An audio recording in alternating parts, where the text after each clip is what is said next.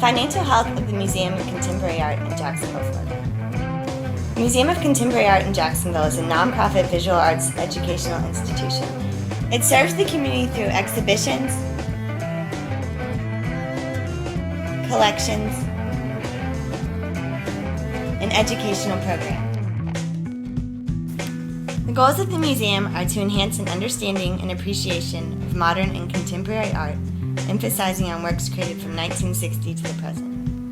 Currently, the director is Deborah Broder. The museum has 24 board members, 10 full-time employees, 11 part-time employees, and over 500 volunteers. As we go through our assessment, there are 3 major events in the museum's history to note. In 1999, the museum moved to its current location in downtown Jacksonville and changed its name to the Jacksonville Museum of Modern Art. In 2003, the museum was completely remodeled, and in 2006, its name changed again to the Museum of Contemporary Art, Jacksonville. First, let's look at the expenses. The museum's total expenses have steadily increased over time, showing a strong growth strategy.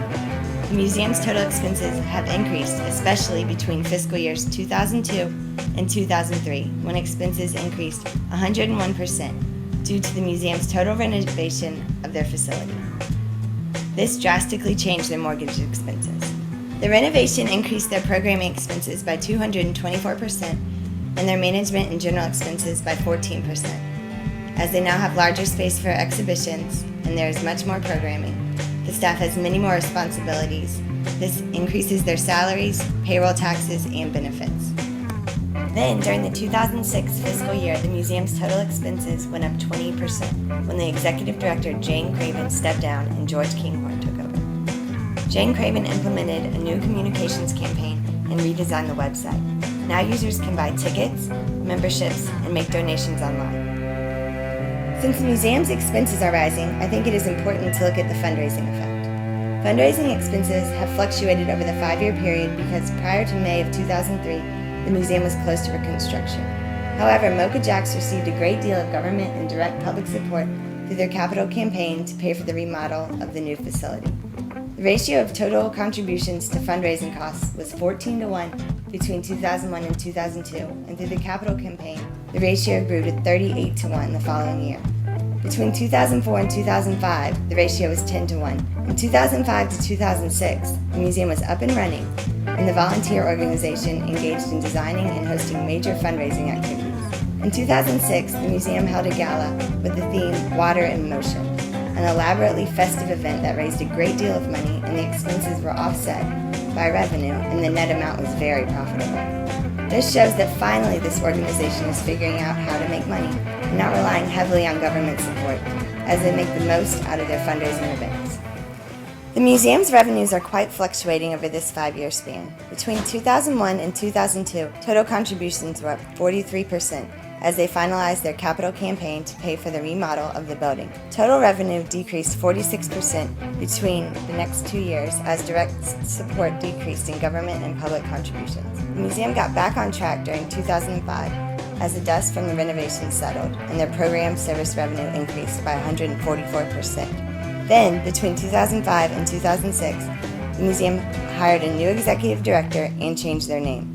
Their total revenue suffered 27% with a major decrease in program revenue. This is not a good sign for any organization, but mostly it is a result of the new changes that the museum underwent in 2005. They spent a lot of money trying to revamp the museum, and in turn did not devote as much time to earning money. If we take a look at the museum's money mix, we will see that the museum has a strong dependency on unearned income. When Mocha Jacks is not receiving a lot of support from contributions, only then does earned income rise. Earned income rises because it must to offset the lack of contributions. This is not a good trend, as it creates instability and tension in the museum. Let's shift our focus to the current ratio. The current ratio changed very much from the beginning of our assessment. In 2001 to 2002, the ratio of current assets to current liabilities was a hefty 20-1. This is because current assets were far greater than current liabilities. The next year, the museum's current liabilities increased 1,377% due to a large increase in mortgage payments as the museum went through strenuous renovations. Since then, the current ratio has remained quite steady. In our next step in the assessment of the museum, we will look at the liquidity of Mocha Jacks. In 2001 to 2002, the ratio of total assets to total liabilities was 49-1. Solvency dramatically changed in 2003 as total liabilities increased nearly 3,281% with the renovation of the building, which created a new ratio of 2-1. From 2003 on, solvency has increased, finally reaching 6-1 in 2005. This shows that the museum has a hold of their solvency and is always operating in the black. The museum has consistently operated at a low level of risk, and their total liabilities to total net assets have never been above 0.1-1. Now that I've explained all this information, it's time to tie it all together. Through this assessment of Mocha Jacks' financial health from fiscal year 2001 through 2006, there have been a great deal of changes and fluctuations. Primarily, the renovation of the museum caused incredible shifts in the current ratio, total expenses, and solvency. The museum also went through their fourth name change in 82 years.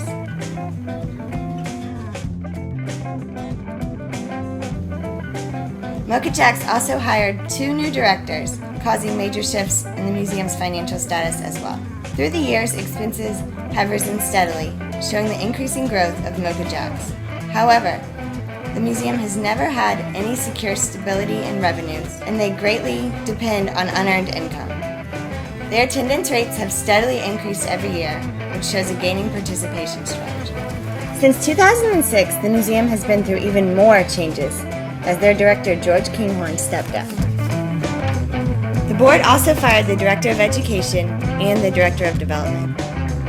To replace George Kinghorn, the museum hired Deborah Broder on July 23, 2007. Since her hire, the museum has gone to great lengths to increase their support and recognition in the Jacksonville and Northeast Florida community.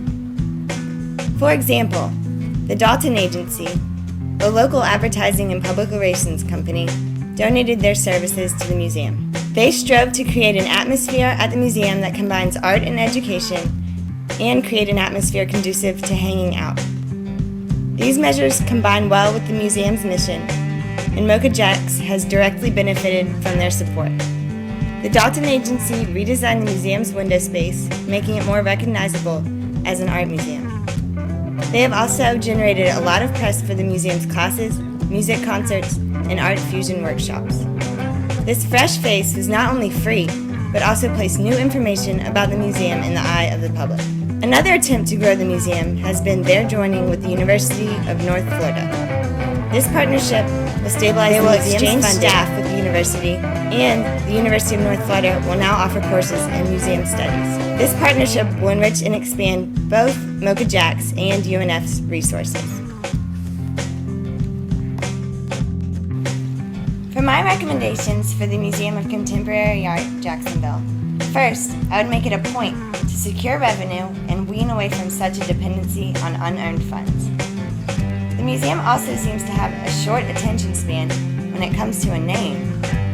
These frequent changes make it hard for the general public to keep up with the organization. Consistency is vital in maintaining a support base. The constant change in directors also is a red flag. This shows that there are great internal problems, which is a direct negative sign to donors. This volatility is dangerous, and hopefully Deborah Broder will stay around. Thank you.